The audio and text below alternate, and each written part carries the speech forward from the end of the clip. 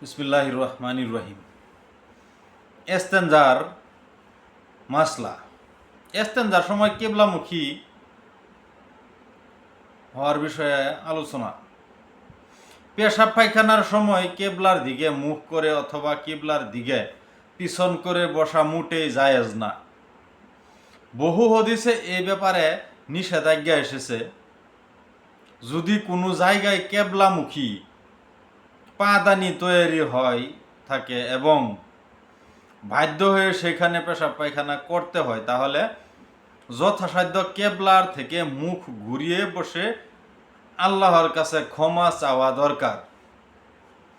কোনো ব্যক্তি যদি ভুলে কিবলামুখী হয়ে ইস্তেঞ্জা করতে বসে পড়ে, অতঃপর স্মরণ আসা মাত্রই কেবলার সামনে অন্য দিকে ঘুরে যায়, তাহলে আল্লাহ তাআলা তার গুনাহ ক্ষমা করে দেন। বাচ্চাদেরকেও কেবলামুখী বসিয়ে পেশাব পায়খানা করানো ঠিক নাই। ইস্তেঞ্জার সুন্নত ও আদাব। ইস্তেঞ্জার মধ্যে অনেক সুন্নত ও আদাব আছে, তন্মধ্যে গুরুত্বপূর্ণ কিছু আমরা উল্লেখ করব। মাথা ঢেকে জুতো পরে পেশাব পায়খানায় যাওয়া। পেশাব পায়খানা করার পূর্বে এই দোয়া পড়া, আল্লাহুম্মা ইন্নী আউযুবিকা মিনাল খুবসি আল খাবাইস। অর্থ, হে আল্লাহ, আমি তোমার নিকট পুরুষ ও স্ত্রী জাতীয় শয়তানের থেকে আশ্রয় চাইছি। পেশাব পায়খানার বাম পা দিয়ে প্রবেশ করা এবং ডান পা দিয়ে বের হওয়া। ইস্তেঞ্জার জন্য বসার সময় মাটির নিকটবর্তী হয়ে কাপড় তোলা। পেশাব পায়খানার জন্য এমন স্থানে বসার দরকার যেখানে তার সতরের উপর কোনো ব্যক্তির দৃষ্টি পড়বে না। নরম মাটি অথবা এমন স্থানে পেশাব করা দরকার যাতে শরীরে বা কাপড়ে পেশাবের কোনো ছিটা না লাগা। পেশাব থেকে খুব বেশি সাবধান হওয়া আবশ্যক, কেননা কবরের অধিকাংশ আযাব পেশাব থেকে অসাবধানতার কারণে হয়। ইস্তেঞ্জা করার পর কুলুখ নিয়ে চলাফেরা করতে চাইলে কোনো দেওয়াল ইত্যাদির আড়ালে চলাফেরা করা উচিত। পায়খানা যাবার আগে আংটি, টুপি অথবা অন্য কোনো জিনিস যদি কুরআন পাকের আয়াত, আল্লাহ বা তার রাসূলের নাম লেখা থাকে এবং দেখতে পাওয়া যায়, তাহলে তা খুলে বাইরে রেখে পেশাব পায়খানায় যাওয়া উচিত। ইস্তেঞ্জা করার পর মাটি অথবা সাবান দিয়ে হাত পরিষ্কার করে ধোয়া সুন্নত। পেশাব পায়খানা থেকে বের হয়ে এই দোয়া পড়া সুন্নত। আলহামদুলিল্লাহিল্লাযী আযহাবা আনিল আযাবা ওয়া ফানি। অর্থাৎ, সমস্ত প্রশংসা আল্লাহর জন্য, যিনি আমার কষ্টকে দূর করে আমাকে শান্তি দান করেছেন। বা পায়ের উপর ভর দিয়ে পেশাব পায়খানা করা সুন্নত।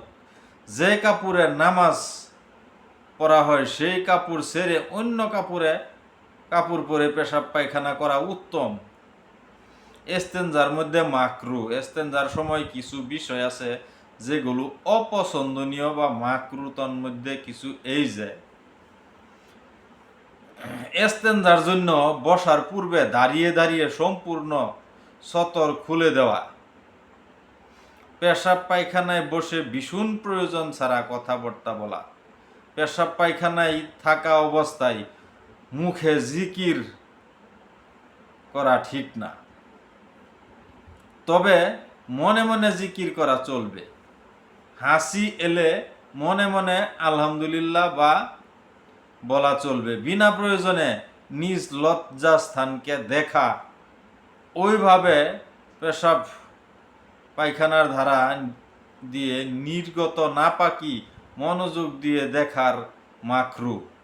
পেশাব পায়খানায় থু ফেলাও ও নাক পরিষ্কার করা পেশাব পায়খানায় বসে বিনা প্রয়োজনে গলা খাকারি দেওয়া, শরীরের কোনো অঙ্গ নিয়ে খেলা করা, পেশাব পায়খানা করার সময় আকাশের দিকে তাকানো এবং বিনা কারণে অনেকক্ষণ পর্যন্ত পেশাব পায়খানায় বসে থাকা, প্রবাহিত অথবা অপ্রবাহিত পানিতে পেশাব পায়খানা করা, কোনো প্রাণীর গর্তে পেশাব পায়খানা করা, পুকুর এবং কুয়ার ধারের এমন স্থানে পেশাব পায়খানা করা যাতে দুর্গন্ধের কারণে অন্যের কষ্ট হয়, ফলন্ত গাছের নিচে বা ছায়া লোকের বিশ্রাম করে সেইখানে এবং চলাচলের রাস্তায় পেশাব পায়খানা করা, কবরস্থানে পেশাব পায়খানা করা, মসজিদ অথবা ঈদগাহের কাছে এমন জায়গায় পেশাব পায়খানা করা মাকরু যে দুর্গন্ধের কারণে নামাজিদের কষ্ট হয়, বিনা উজুরে দাঁড়িয়ে পেশাব করা মাকরু। পেশাব পায়খানা করার পর ডান হাতের ধারা পরিষ্কার করা, সূর্য অথবা চাঁদের দিকে মুখ করে পেশাব পায়খানা করা, যে দিক থেকে হাওয়া আসে সেই দিকে মুখ করে বসে পেশাব পায়খানা করা, নিচের দিকে বসে উপর দিকে পেশাব পায়খানা করা, সম্পূর্ণ উলঙ্গ হয়ে পেশাব পায়খানা করা, অজুখানা অথবা গোসলখানায় পেশাব পায়খানা, এই সবগুলো জায়গায় পেশাব পায়খানা করা মাকরুহ। পেশাব পায়খানা করার পূর্বে পুরুষ ও মহিলা সকলের জন্য সর্বপ্রথম কুলুক, ডেলা, টয়লেট পেপার ইত্যাদি ব্যবহার করা, অতঃপর পানির দ্বারা ধুয়ে পরিষ্কার করা সর্বোত্তম। কোমোডে এস্তেঞ্জা করা, বাথরুমে হাই কোমোড বানানো তাদের জন্য জায়েজ যাদের বসে পেশাব পায়খানা করা কষ্টকর। এমনিতে ফ্যাশন স্বরূপ হাই কোমোড বানানো ও ব্যবহার করা মাকরু তাহরিমি, বিনা প্রয়োজন ছাড়া হাই কোমোড ব্যবহার করা উচিত নয়। তবে যদি এছাড়া আর কোনো বাথরুম না থাকে তাহলে তাই হাই কোমোড এস্তেঞ্জা করতে কোনো সমস্যা নেই।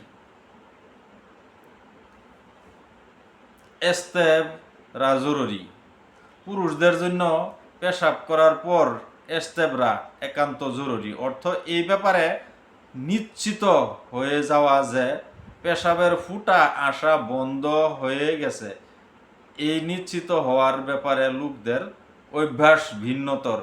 কেউ দু এক পা চলে, কেউ কাশলে, কেউ মাটিতে পা টুকলে, কেউ ব্যাগ দিয়ে দিলে, আবার কেউ অনেকক্ষণ পর্যন্ত বসে থাকলেও নিশ্চিত হয়ে যায়। মোট কথা সম্পূর্ণ নিশ্চিত হবার পরেই কুলুক অথবা পানি দিয়ে পরিষ্কার করা দরকার।